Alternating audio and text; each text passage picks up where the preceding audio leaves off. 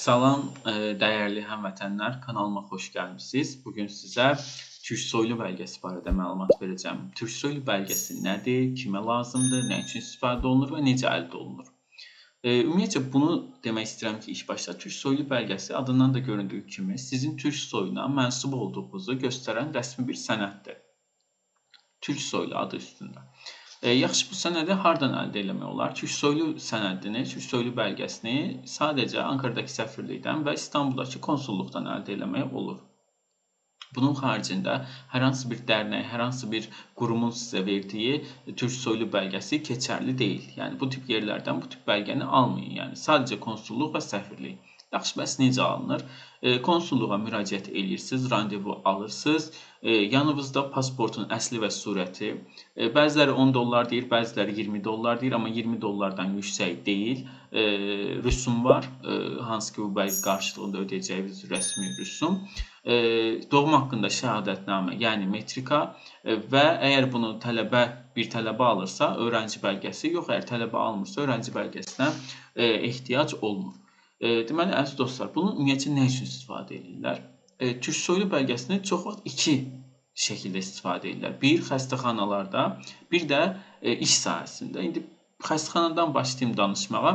Deməli, xəstəxanada siz müalicə alarkən bir Azərbaycanlı olaraq Türkiyəyə gəlib xəstəxanada müalicə alırsınız və qiymətlər sizə, əgər bu bəlgəni verməsəz, bir yabancı xəstəyə tətbiq olunan qiymətlər sizə tətbiq olunur.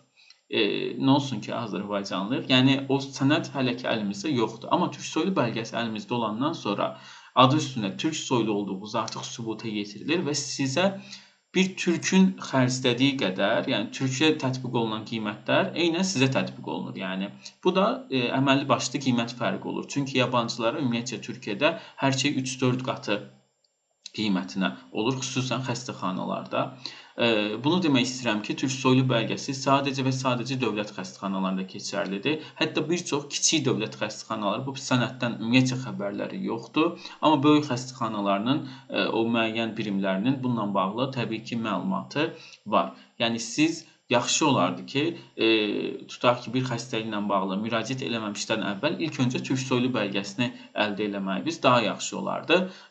Amma xəstəxanada müalicə olunandan sonra da bu bəlgəni əldə eləyib, o sizə tətbiq olunacaq endirimi ala bilərsiniz. Yəni, amma mümkünsə ilk başda elə işinizi, necə deyərlər, sağlam tutun, gedin bir günlük işdir, bildiyim qədərilə çox qısa müddətdə də verilir konsulluq tərəfindən bu bəlgə. İkinci isə nə üçün istifadə olunur? İş və imtahan məsələlərdə. Müəyyən imtahanlar var ki, xüsusən tibb sahəsində bizim həkimlər bura gəlir, TUS verir, nə bilim, həkimlərin verməli olduğu imtahanlar var ki, bunlarda yabancılar üçün şərtlər başqadır, türklər üçün başqadır.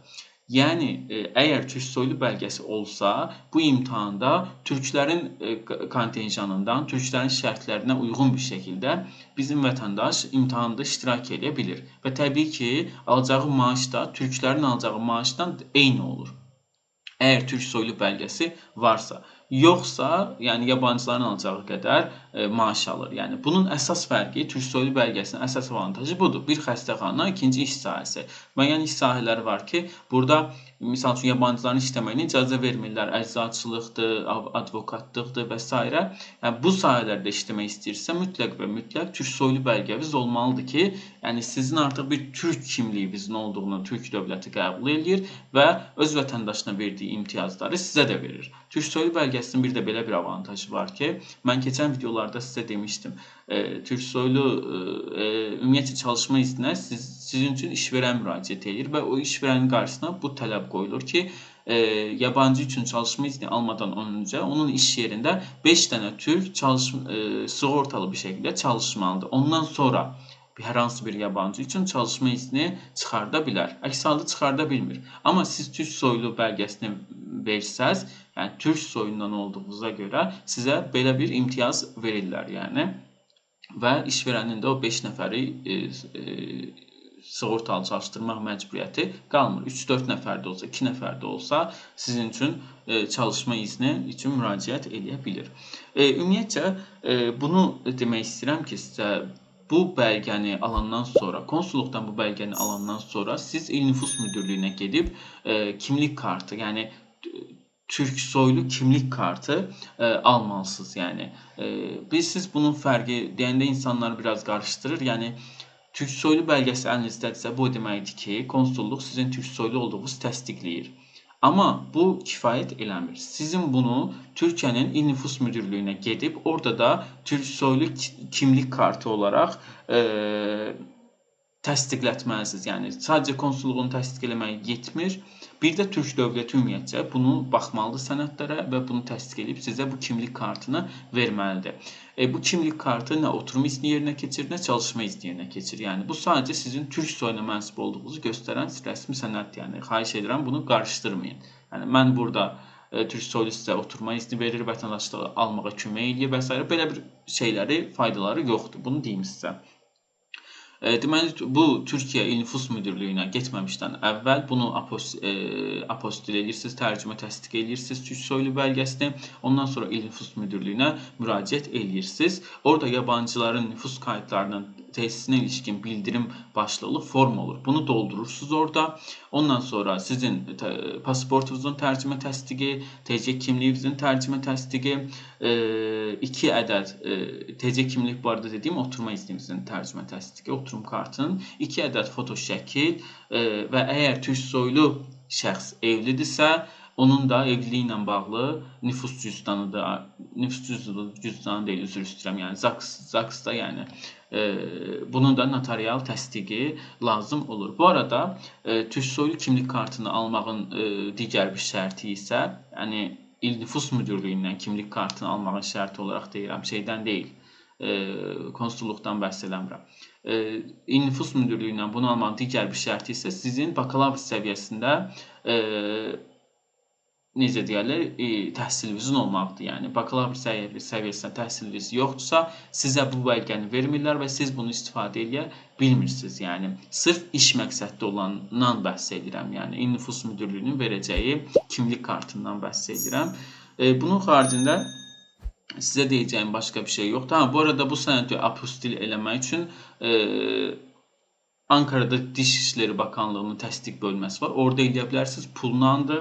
Pulunu dəqiq bilmirəm, amma 800.000 TL yəqin ki ancaq olar. Amma buna ehtiyac yoxdur. Ümumiyyətcə Türkiyədə apostili pulsuz edirlər Azərbaycandan fərqli olaraq. Azərbaycanda 2017-ci ildə ən son mən 50 manat eləmişdim diplomumu Türkiyəyə gəlməmişdən əvvəl. Amma necə deyərlər, burada kaymakamlıq və yaxud valilikdə pulsuz şəkildə apostil eləmək olur. Yəni, bunu da yaddan çıxartmayın. Bununla bağlı deyəcəklərim sizə bu qədərdir. Hər hansı bir sualınız olsa yazarsınız. Mən 8-9 ildir Türkiyədəyəm.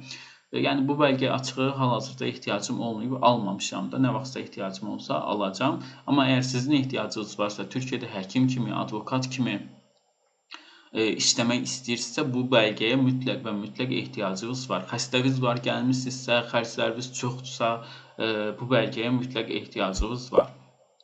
Ona görə əziz dostlar, ümid edirəm video sizə faydalı oldu. Kanala abunə olmağı, dəstək olmağı unutmayın.